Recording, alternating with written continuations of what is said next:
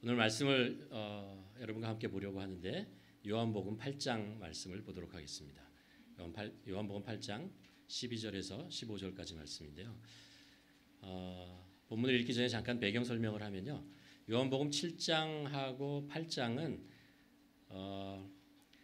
그 이스라엘의 특별한 절기 때를 배경으로 하고 있습니다. 그 절기가 장막절이라고 하는 초막절이라고 하는 절기인데요.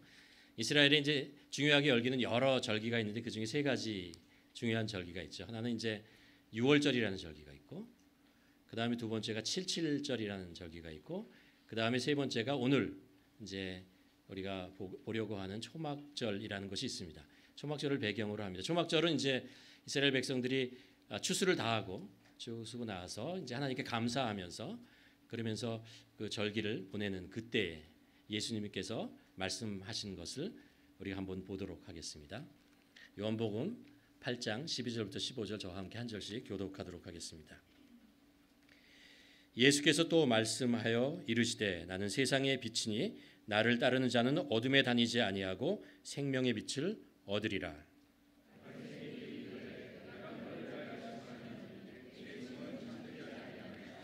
예수께서 대답하여 이르시되 내가 나를 위하여 증언하여도 내 증언이 참되니 나는 내가 어디서 오며 어디로 가는 것을 알거니와 너희는 내가 어디에서 오며 어디로 가는 것을 알지 못하느니라. 14절까지군요. 사실은 이제 8절과 9절에 연속해서 나오는 말씀을 그 중에서 우리가 지난주에 예수님 스스로를 누구다라고 나는 누구다 에고 에미하는 그 말씀을 우리가 찾아가고 있잖아요. 이를 통해서 우리가 예수님이 어떤 분이신지 우리가 좀 다시 한번 마음을 새기는 시간을 가지려고 합니다. 지난주에 우리가 예수님께서 그렇게 선언하는 것을 들었습니다. 나는 생명의 떡이다 라는 말씀을 하셨죠. 오늘 이제 본문을 보면요. 예수님께서 말씀하시는 것이 뭐냐면 나는 세상의 빛이다 라는 말씀을 하고 있습니다. 이 말씀을 하셨을 때가 초막절이라고 그랬죠. 그렇죠? 이 모든 농사를 지고 이제 감사하는 그런 계절이 찾아왔는데 이스라엘 백성들은 이때 하는 특별한 행사가 하나 있었습니다. 뭐냐 하면은 그들이 이제 오래전에 그들의 조상이 광야에서 40년 동안 지냈던 그 시간이 있잖아요. 그때 하나님을 만나고 새롭게 변화되고 하나님의 백성이 되었던 것들을 기념하기 위해서 광야에서 지었던 초막, 장막, 텐트죠. 그것을 짓고요. 그 안에 들어가서 생활하는 것을 다시 한번 재현해냅니다. 그리고 그 속에 임했던 하나님의 은혜가 무엇인지 지금 그들이 누리고 있는 기쁨과 이 즐거움과 이 모든 것의 근원이 어디에서 오는 것인지를 다시 한번 생각하는 그런 시간을 가지게 되죠. 이 초막절을 지내면서 그들이 두 가지를 특별하게 생각하면서 또 다른 행사를 했습니다. 그게 뭐냐면 하나는요. 광야에서 여러분 기억하시죠? 그들에게 물이 없을 때 하나님께서 모세를 통해서 바위에서 물이 나오게 생수가 나오게 하는 것을 경험하고 그걸 감사하는 마음을 가지고요. 초막절 때 어떻게 했냐면요. 대제사장과 그 사람들이 실로암까지 이렇게 쭉 줄을 서 가지고요. 거기다가 이제 금 바켓 같은 거 있잖아요. 이런 걸 가지고 가서 실로암 물을 떠옵니다. 그리고 그것을 성전의 제단 위에 뿌립니다. 계속해서 뿌리면서 하나님께서 그들에게 주었던 생수의 그 하나님의 생명의 물 있잖아요. 그것을 이제 기념하고 기억하는 시간을 가졌습니다. 또 하나 행사는 이스라엘 백성들이 광야에서 하나님께서 구름 기둥과 불 기둥으로 그들을 인도했던 것을 기억하기 위해서요. 그 성전의 여인의 뜰 앞에다가 이렇게 4개의 황금 촛대를 세워놓고 크게 그리고 거기에 불을 붙이고요. 환하게 비칩니다. 그래서 하나님의 빛이 우리들을 밝게 주신다. 구원의 빛이 우리에게 임한다라는 것을 이제 기념하는 그런 행사를 했습니다. 예수님께서 오늘 이제 이 말씀을 12절 말씀을 할 때가 언제냐면요. 초막절에 그렇게 이제 불을 환하게 성전 그 뜰에 밝혀 놓았습니다. 그리고 이제 시간이 하루 이틀 지나면서 초막절의 마지막에 가면서 이게 불빛이 희미해지게 되거든요. 그때 예수님께서 나타나셔서 사람들 앞에서 말씀하시는 것입니다. 내가 나는 세상의 빛이니 나를 따르는 자는 어둠에 다니지 아니하고 생명의 빛을 얻으리라라고 얘기합니다. 사람들은 그 성전 앞에 밝게 빛나는 그 불빛을 바라보며 그것을 향하고 있는데 예수님께서는 진정한 생명의 빛은 바로 나다. 내가 세상에 온 세상의 빛이다. 생명의 빛이다라는 것을 사람들 앞에 선언하고 있습니다. 이 말씀 속에서 예수님께서 두 가지 어둠이라고 하는 것과 그리고 빛이라는 것을 이렇게 대비시키면서 말씀하고 있는 것을 우리가 알 수 있죠. 하나님께서 세상을 창조하셨을 당시에 창세기 1장 2절에 보면 세상이 혼돈과 암흑과 그리고 허공, 공허함 그것이 가득했다라고 얘기합니다. 그 상황에서 하나님께서 가장 먼저 창조하신 것이 무엇이죠? 빛이죠. 빛을 창조했다는 것을 알 수 있습니다. 그러니까 빛이라고 하는 것은 본래 하나님으로부터 오는 것이다라는 것을 성경이 우리에게 가르쳐 주고 있습니다. 이 세상은요, 우리가 살아가는 이 세상은 여전히 혼돈과 공허와 흑암이 이것저것에 있다는 것을 우리가 알 수 있습니다. 욕심과 탐욕의 행동을 통해서 전쟁, 고통 이런 것이 우리에게 있는 것을 알고요. 압제와 핍박 이런 것 속에 여전히 가난과 고통 속에 있는 사람들이 있습니다. 또 기만과 속임수로 인해서 영적인 타락, 어두운 그런 시간들을 우리가 여전히 보내고 있습니다. 그래서 이 시대에 우리의 시대를 어둡게 만드는 두 가지 대표적인 것이 있다고 봅니다. 하나는 영적인 타락이고 하나는 물질에 대한 지나친 집착으로 인한 어두운 모습들이죠. 지난주 화요일 날 오래간만에 제가 중보기도를 인도했는데 인도하면서 그런 기도 제목을 나누었습니다. 주제가 뭐였냐면 이단과 사이비라는 것이었습니다. 여러분 뭐 요즘 넷플릭스나 이런데 그 JMS라고 맞나요? JMS 정명석 거기에 대한 내용이 나오고 3부작으로 하면서 계속해서 이제 이단에 대한 한국의 이단에 대한 내용을 넷플릭스에서 이제 시리즈로 하고 있는 것을 볼 수 있죠. 그뿐만 아니라 그 전에 이제 신천지잖아요. 신천지의 이야기들 그게 팬데믹 때 드러났지만 사실 그 전부터 한국 교회와 사회에 큰 무리를 일으키고 있다는 것을 우리는 알고 있었죠. 어떤 사람이 이제 이단을 연구하는 사람의 통계에 의하면 한국에 이제 이단 사이비가 한 200만 명 정도 된다고 합니다. 이제 많죠. 개신교 있잖아요. 천주교 빼고 개신교인만 한 1000만 정도 잡고 있습니다.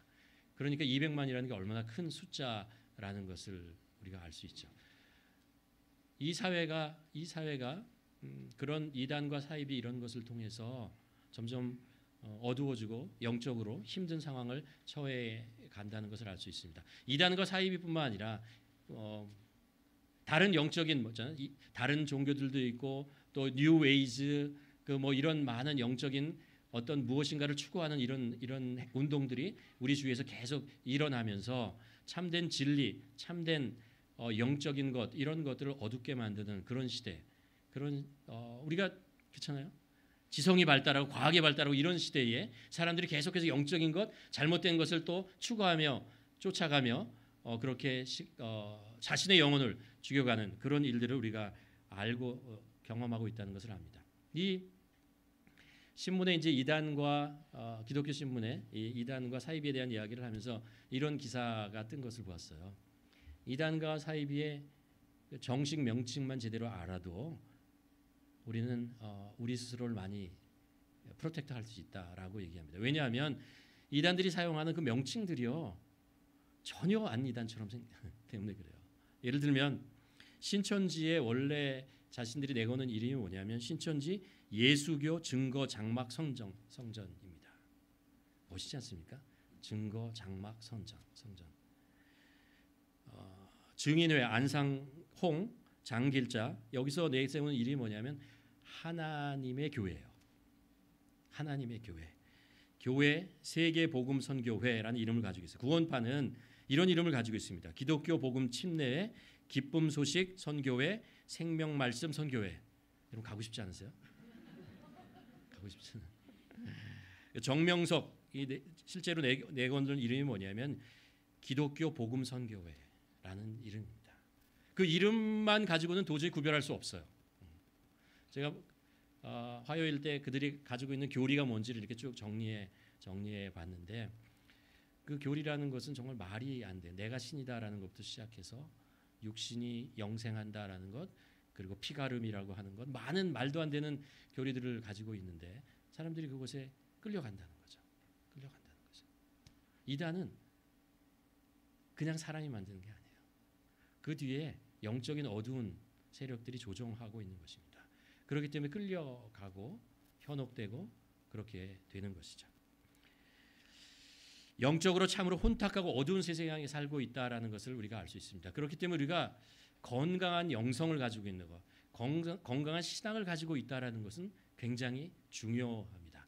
건강한 신앙은 우리들에게 구속, 이렇게 우리를 묶는 게 아니고요, 자유함을 준다고 성경에 기록되어 있습니다. 두려움과 걱정과 근심을 주는 것이 아니고 평안과 기쁨을 준다고 얘기를 합니다.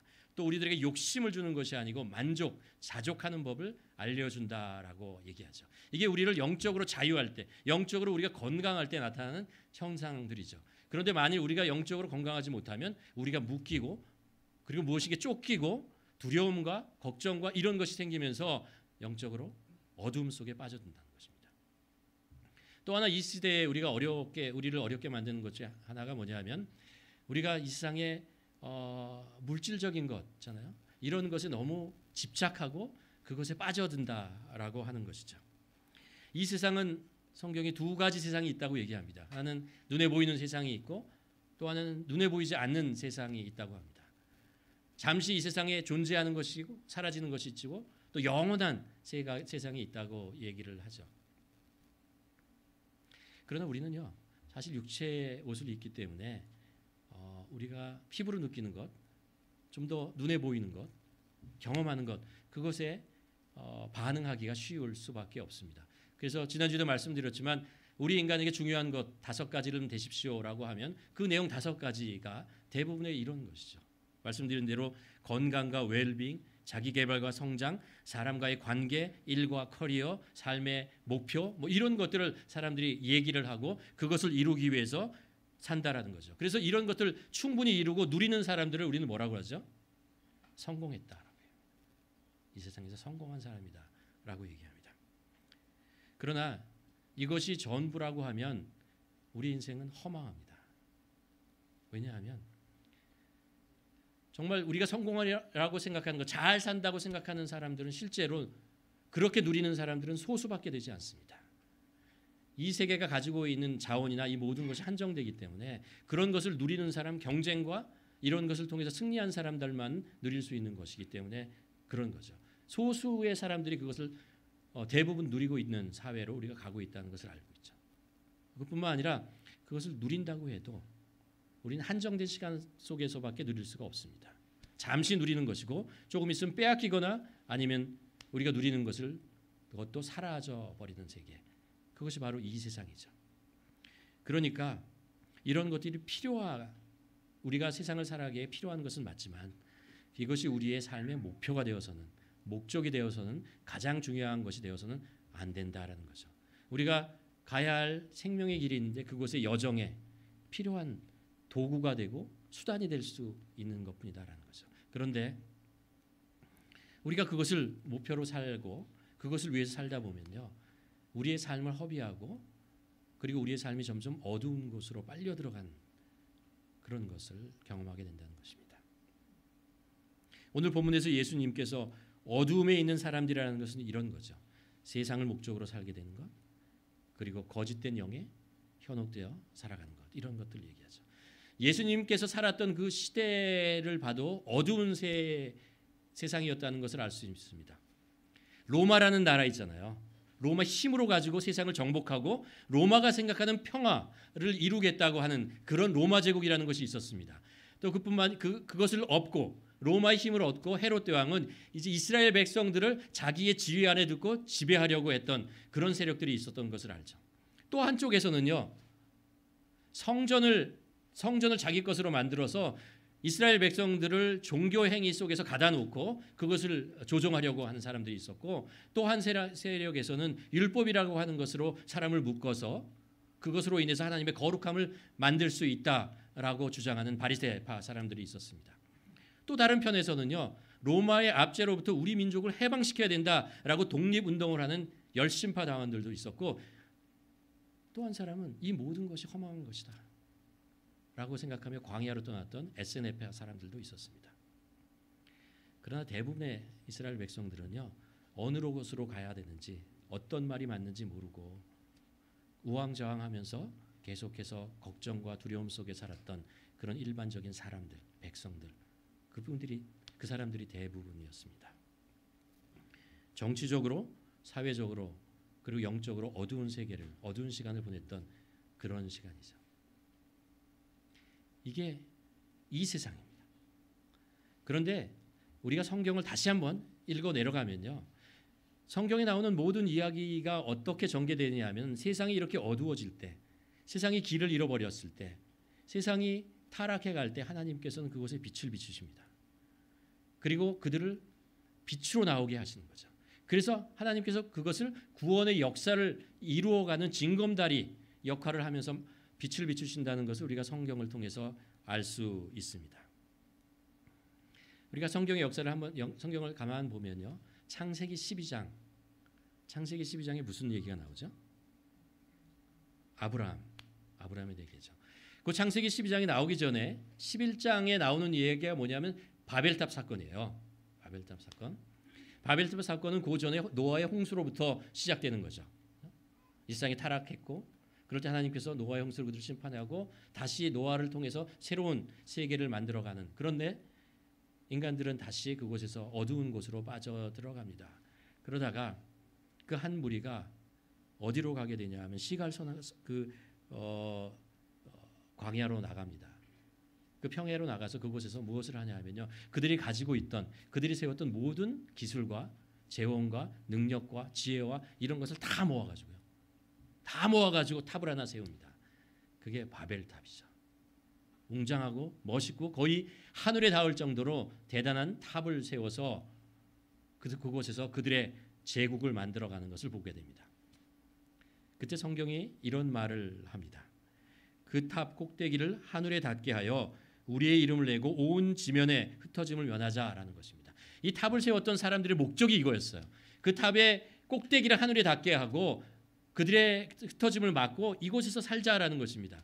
그러니까 강력한 제국을 세우고 세상을 지배하며 자신들의 이름과 명예를 내는 욕심과 탐욕에 빠져서 하나님께 도전장을 내는 거죠. 봐라, 우리도 이렇게 할 수 있다라는 거죠. 무슨 얘기야? 우리는 이제 더 이상 하나님이 필요하지 않다. 우리 스스로 제국을 만들며 이 세상에 통치하며 살 수 있다라는 것을 과시하는 것이 바로 바벨탑이라는 것입니다. 제가 중국에 있을 때 보았던 다큐멘터리가 하나 있어요. 내용이 뭐냐면 대국 굴기라는 건데, 굴기라는 게 굴기인데 뭐냐면 굴기라는 게 일어서다라는 거예요. 중국말인데, 그러니까 대국으로 일어서는 이야기들을 얘기합니다. 그러니까 중세 이후로 세계의 대국을 이뤘던 나라들을 쭉 9개 나라들을 계속 소개하면서 그들이 어떻게 제국으로 성장하게 되었고, 그리고 어떻게 몰락했는가, 이런 것들을 나타내는 다큐멘터리인데, 거기에 나왔던 나라들이 이제 스페인, 포르투갈 나오고, 그 다음에 영국, 프랑스, 독일 이렇게 나오고요. 그리고 일본, 러시아, 미국, 이렇게 9개 나라를 소개합니다. 왜 10이 아니고 9개일까요? 그 다음의 나라에 대한 상징적인 얘기를 하는 거죠. 중국이 10번째 나라가 대국이 될 것이다. 이런 것들을 이제 상징적으로 던지는 그런 메시지를 가지고 있던 다큐멘터리입니다. 우리가 역사를 보면 제국이라는 것, 대국이라는 것이 세우는 것이 겉으로는 굉장히 멋있는 것 같지만, 그 대국을 세우기 위해서 그 밑에, 그 속에 담겨져 있는 정말 역사의 어두운 곳에만 존재하게 되는 그 아픔과 압제와 그 죽음과 이런 것들을 정말 너무나 많이 우리가 보게 되는 것을 알 수 있습니다. 바벨탑 있잖아요. 바벨탑 사건 이후로 어두운 세상 속, 그렇게 나아가고 있는 그 세상 속에서 하나님께서 12장 아브라함을 부르십니다. 그리고 그곳에서 아브라함을 통해서 하나님의 나라를 다시 이루어 가시는 것이죠. 모든 사람이 그 제국이라고 하는 것, 그 화려한 그 모습을 쫓아가고 있을 때 하나님께서는 그것이 멸망의 길로 간다는 것을 아셨기 때문에 이것을 다시 세우기 위해서 아브라함을 부르시고 하나님의 나라를 세워가는 일들을 하는 것을 볼 수 있습니다. 이 아브라함을 빛 가운데 아브라함이 살았던 곳이 어디예요? 바벨탑을 세웠던 그 바벨론 그 지역이잖아요. 그곳에 있는 아브라함, 계속해서 아브라함이 그곳에 살았다면 아브라함도 그 후손도 똑같이 그 제국의 대국의 그 화려함을 보면서 살아가며 그것을 탐닉하면서 살았을 것입니다. 그러나 하나님께서 그것을 원하지 않았기 때문에 아브라함을 그곳에서 빼내시죠. 광야로 부르십니다. 그리고 가나안 땅으로 하나님의 빛을 비추시면서 가나안 땅으로 이끄시고 그곳에 하나님의 나라, 하나님의 백성을 만들어가는 것을 우리가 볼 수 있습니다. 하나님의 역사는 광야에서부터 시작된다라는 그런 이야기가 있죠. 모세 있잖아요. 모세의 실제적인 역사는 광야로부터 이루어지는 것을 알 수 있습니다. 다윗도 그랬고 야곱도 그랬고 예수님도 그랬고 그리고 바울도 예수님을 만나고 나서 아라비아 광야에서 3년 동안 지냈다는 것을 우리가 알 수 있죠. 혼탁한 세상으로부터 벗어나 광야 같은 곳에서 머물게 하시면서 참된 빛이 무엇인지 진리인지를 깨닫게 하는 것이죠. 여러분, 하나님은 때때로 사랑하는 사람들을 광야로 부르십니다. 대국 논리에 지배하는 탐욕의 땅에서 빠져나와 하나님의 길을 가게 하는 거죠.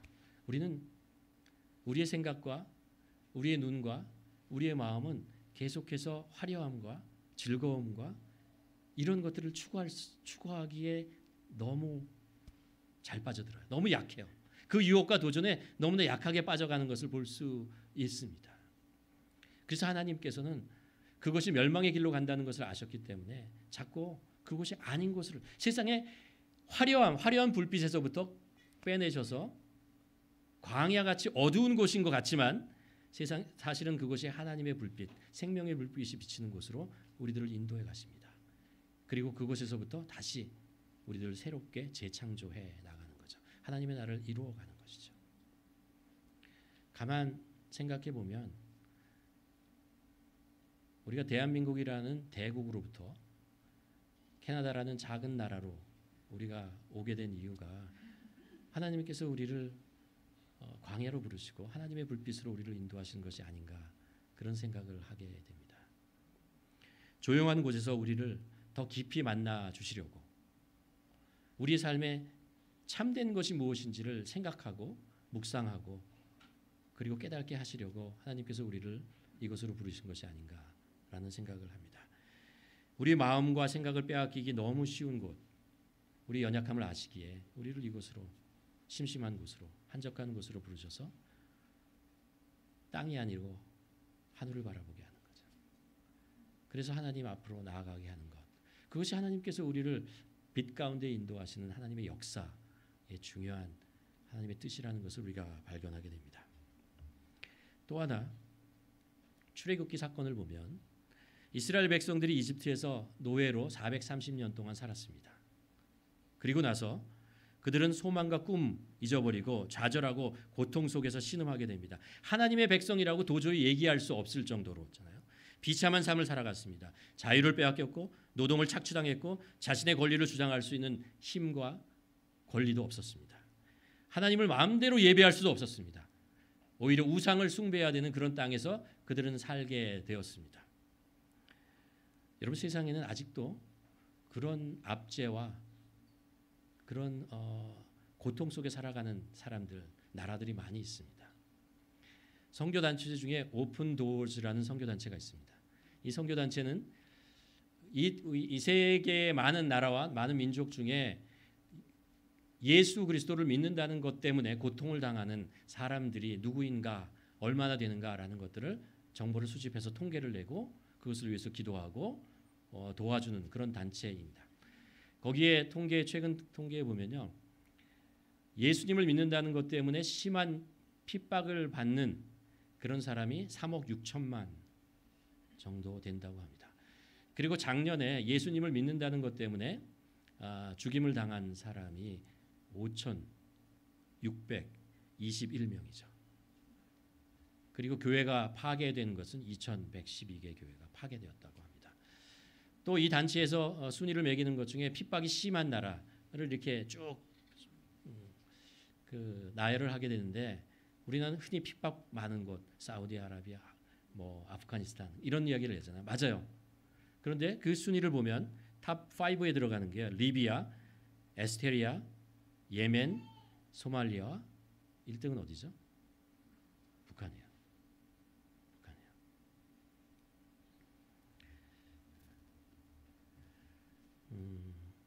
예수님께서 모세를 보내셔서 이집트에서 핍박 속에 있는 이스라엘 백성들을 구원하시잖아요. 구원하십니다. 그뿐만 아니라 그들을 광야에서 40년 동안 하나님을 나타내시고 하나님을 경험하게 하고 하나님의 백성으로 변화시키는 것을 볼 수 있습니다. 하나님께서는 이렇게 핍박과 압제 속에 있는 사람들, 그 민족들을 찾아가서 그들을 구원하시는 일을 한다라는 것. 그것이 하나님의 구원의 빛이다라는 것을 우리는 알게 됩니다. 우리의 형제 북한도 하나님께서 그 구원의 빛을 좀 비춰주셨으면 좋겠어요. 70년이 넘고 80년을 하잖아요. 정말 우리가 이것을 위해서 정말 기도하고 우리가 수고해야 될 것 같습니다. 우리가 살고 가는 이 시대가 편안하고 안전하고 종교의 자유가 있고 모든 것이 편하다고 해서 이 세상의 핍박과 압제와 고통 속에 있는 사람이 저 멀리 달나라에 있는 것처럼 우리가 생각하고 그렇게 살면 안 될 것 같습니다. 우리가 좀 더 이런 뉴스, 이런 소식에 대해서 좀 민감하게 반응하면서 우리가 그들을 위해서 무엇을 할 수 있을까? 어떻게 도울 수 있을까? 어떻게 기도할 수 있을까? 우리가 생각하며 살아야 하는 것. 그것이 그 구원의 빛을 경험한 사람들의 삶이라고 생각합니다. 조금 전에 우리가 광고 시간에 얘기를 했지만 감사하게도 튀르키예와 시리아를 그 지진에 동참하는 많은 구원금을 내주셔서 너무나 감사드립니다. 우리가 정말 구원의 방주라고 하는 우리 교회가 정말 그런 세상의 핍박과 압제 속에 있는 사람들을 위해서 무엇인가 좀 했으면 좋겠어요. 계속해서 무엇이든 계속하며 나눔의 공동체, 기도의 공동체, 그것을 계속해 나가야 할 것이라고 믿습니다. 세 번째 하나 더 보면요, 이스라엘 백성들이 가나안 땅에 들어간 후에, 가나안 땅에 정착한 후에 시작됐던 시대를 뭐라고 하죠? 사사시대라고 얘기를 하죠. 그런데 이 사사시대가요, 하나님께서 이집트로부터 그들을 구원하고 광야 40년에 훈련시키고 그리고 여호수아를 통해서 그 가나안 땅을 정복하는 그런 놀라운 하나님의 역사, 그들을 경험했던 그 시대, 그 민족인데, 그 사람들이 다, 하나님을 경험했던 사람들이 다 사라진 후에 그들이 정말 사사시대라는 시대를 맞이하는데, 그 시대가 영적으로, 도덕적으로, 윤리적으로 타락한 그런 시대로 쑥 빨려 들어가는, 어둠 속으로 빨려 들어가는 그런 시대였다라는 것을 우리가 알 수 있습니다.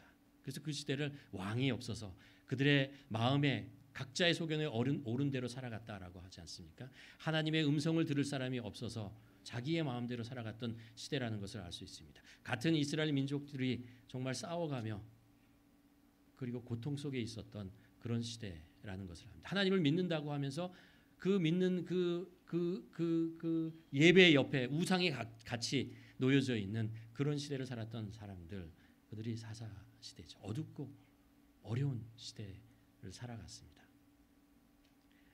그런데 하나님께서는 그곳에 그 사사 시대에 수백 년 동안 시작했던, 계속되던 시대가 끝나지 않을 것 같은 그 어두운 세대에 터널의 끝에 빛을 하나가, 작은 빛을 하나 딱 비춰주십니다. 그게 뭐죠? 어린 사무엘을 하나님께서 부르시는 거죠.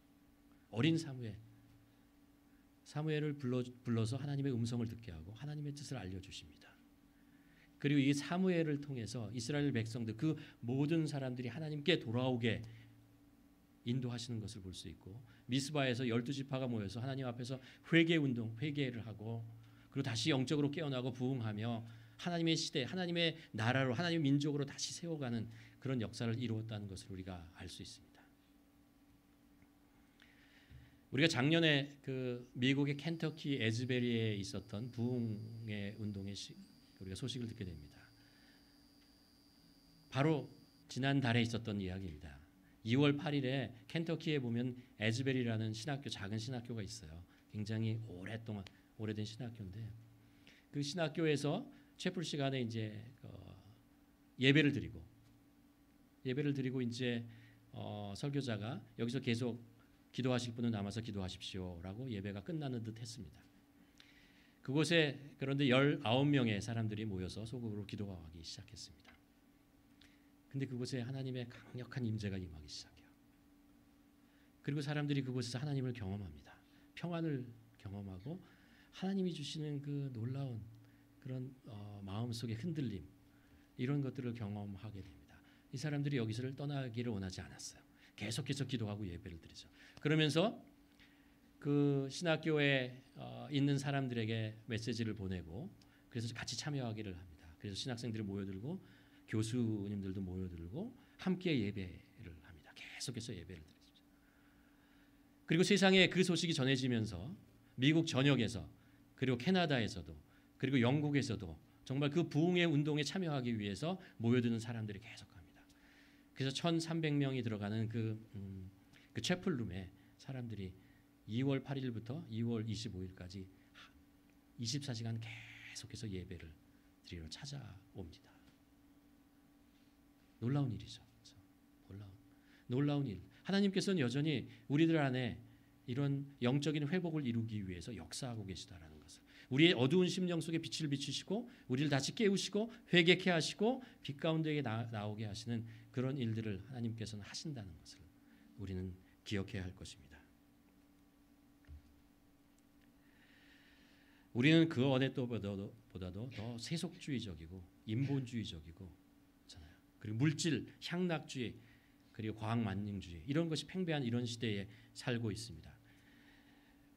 정말 어느 시대에서 어떤 일들을 우리는 하렵니다. 어떤 일을 하고 있냐면 인간이 세상의 중심이다.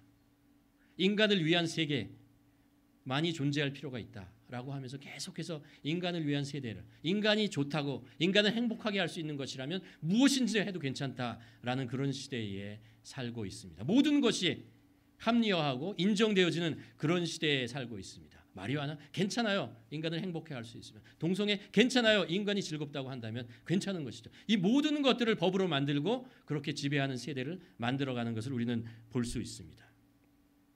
그런데 여기에 또 아이러니한 것은요.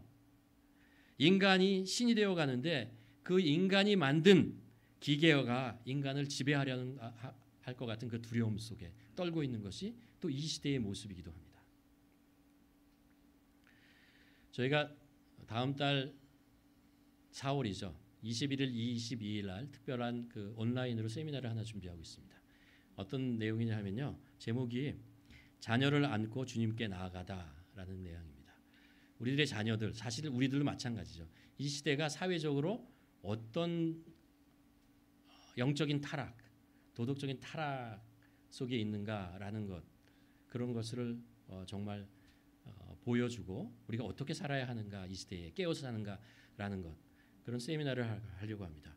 음란물, 게임 중독, 대마초, 성중독, 동성애 이런 것이 정말 우리나라뿐만 아니라 세계의 많은 나라에 어떤 영향을 주고 그리고 그가 법제화된 나라 속에 어떤 일들이 벌어지고 있는가를 이제 많이 연구하고 세미나 하시는 분들 김지연 교수님을 모시고 이제 온라인으로 우리가 이틀 동안 3시간씩 6시간 합니다. 여러분 한번 등록하셔서 한번 들어보시기를 바랍니다. 우리가 피상적으로 알고 있던 것, 그런 실제적으로 어떤 일들이 정말 일어나고 있고 어떤 피해가 있고 있는 것들을 우리가 좀 알 필요가 있을 것 같습니다.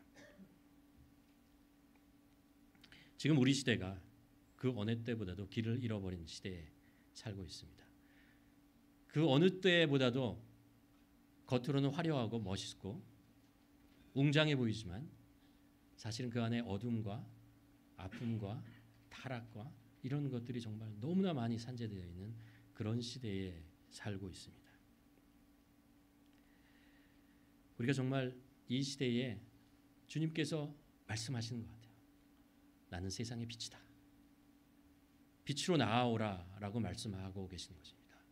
우리는 요한복음 1장에서 그렇게 하잖아요. 빛이 세상에 왔는데 사람들이 어둠 속에서 빛으로 나오려고 하지 않는다라고 얘기합니다. 어둠에 있는 것이 좋은 거예요. 그곳에서 느끼고 즐기고 이런 것이 익숙해서 빛이 왔는데도 빛으로 나가지 않으려고 한다라고 합니다. 근데 예수님께서 오늘 말씀을 통해서 우리들에게 선포하고 있는 것은 나는 세상의 빛이다. 나에게 나아오라. 나는 생명의 빛이다. 라고 말씀하고 있는 것입니다. 하나님의 그 심판의 빛 안으로 우리가 앞으로 나와야 합니다. 우리의 죄와 사회의 죄악을 밝히 들어오면서 회개의 영을 우리에게 불러주시는 그 하나님의 그 영 안으로 우리가 들어가야 한다라는 것입니다. 오늘 본문에서 예수님께서 말씀하셨잖아요. 나는 세상의 빛이니 나를 따르는 자 그들은 어둠에 다니지 아니하고 생명의 빛을 얻을 것이다. 빛은 어둠을 몰아냅니다. 그렇죠? 빛이 비치면은 어두운 것에 숨겨져 있는 것들이 드러나고 밝혀지게 됩니다. 거짓된 것이 밝혀지고 묶여 있던 것이 그것이 깨어지게 되는 것이고 죄로 있던 것이 죄로 드러나면서 우리가 회개할 수 있는 것이죠. 어떻게 이 빛이 그런 능력을 가지고 있는가? 그것은 이 빛이 하나님의 아들 예수 그리스도의 빛이기 때문에 그렇습니다. 진리의 빛이고 생명의 빛이기 때문에 그렇습니다. 하나님 예수님께서 말씀하시면 세상의 빛이다라고 얘기하는데 이 빛이 생명의 빛이라고 말씀하는 거죠. 이 빛이 우리에게 비치면 우리의 죄를 드러나게 하고 우리를 심판하고 정죄하고 멸망케 하는 것이 아니라 이 빛을 통해서 우리가 가지고 있는 우리 안에 있는 죄가 무엇이고 우리의 어둠이 무엇이고 거짓이 무엇이고 우리가 무엇에 억눌려 있는지 묶여 있는지를 보게 한다라는 것입니다. 그래서 우리를 해방케 하시고 용서케 하시고 회개케 하시고 자유케 하시는 그런 빛이다라는 것입니다. 그렇기 때문에 생명의 빛이다라는 것입니다. 예수님께서 그 빛을 앞으로 빛으로 나오라고 우리들을 부르시고 계십니다.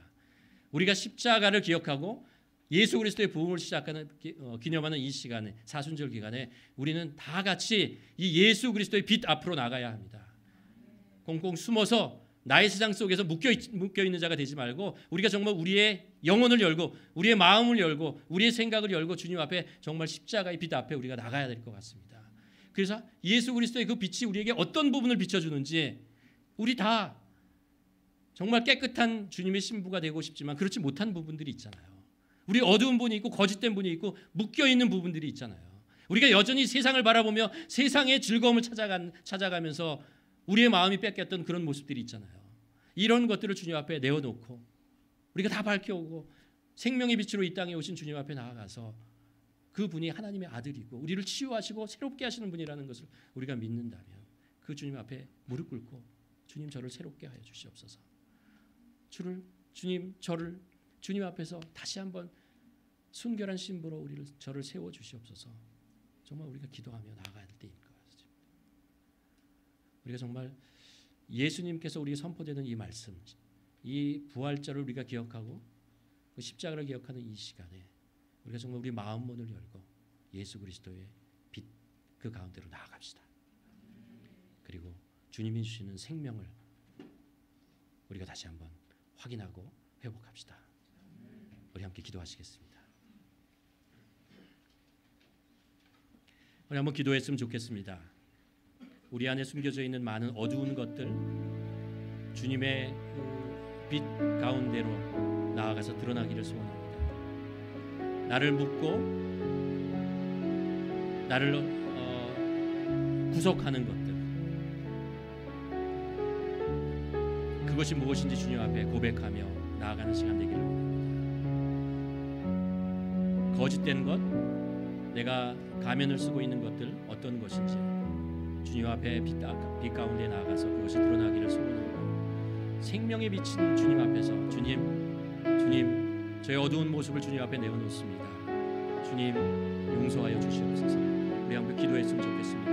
내가 이런 불안과 걱정과 두려움 속에 있습니다. 이런 상처를 가지고 있습니다. 이런 우상을 내가 숨기고 가지고 있습니다. 모두 드러내며 주님 앞에 주님 치유하소서. 아버지 깨끗게 하여 주시옵소서. 우리 함께 기도하며 주님 앞에 나아가도록 하겠습니다.